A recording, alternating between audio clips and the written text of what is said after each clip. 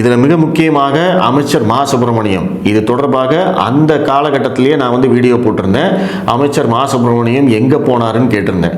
23ஆம் தேதி இந்த சம்பவம் நடந்து 24 அவர் ஞானசேகரன் கைது செய்யப்பட்ட பிறகு 25, 26லாம் பார்த்தீங்க அப்படின்னா திமுகவுக்கும் ஞானசேகரனுக்கும் இருக்கக்கூடிய தொடர்புகள் அனைத்தும் வெளியில் வந்தது. முக்கியமாக மா சுப்பிரமணியத்தோட இந்த ஞானசேகரன் எந்த அளவுக்கு நெருக்கமாக இருந்திருக்கான் அப்படிங்கிறதுக்கு எல்லா ஆதாரங்களும் வெளியில் வந்தது. அவங்க வீட்டில் போய் பிரியாணி சாப்பிட்டு இருக்காரு.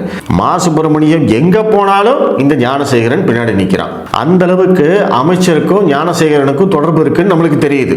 ஆனா இந்த தொடர்பு பற்றி எந்த கேள்வியும் மா சுப்பிரமணியம் கேட்கல, எந்த பத்திரிகையாளரும் கேட்கல, இப்ப வரைக்கும் கேட்கல. அந்த சம்பவம் நடந்து இந்த ஆதாரம் எல்லாம் வெளியில வந்த உடனே இந்த மீடியா கண்ணில் மா சுப்பிரமணியம் மாட்டவே இல்லை. கிட்டத்தட்ட ஒரு 10-15 நாள், அதாவது பொங்கல் முடிகிற வரைக்குமே மாட்டவே இல்லை.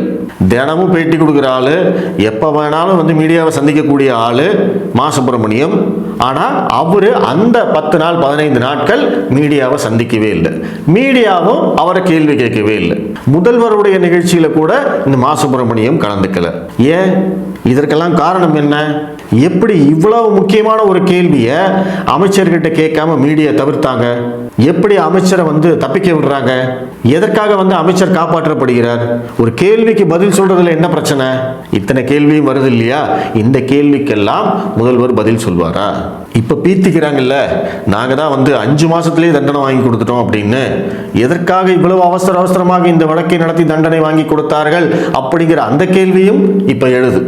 அண்ணாமலை எழுப்பி இருக்கிற அந்த கேள்விகளுக்கெல்லாம் முதல்வர் பதில் சொல்லணும், திமுக காரங்க பதில் சொல்லணும்.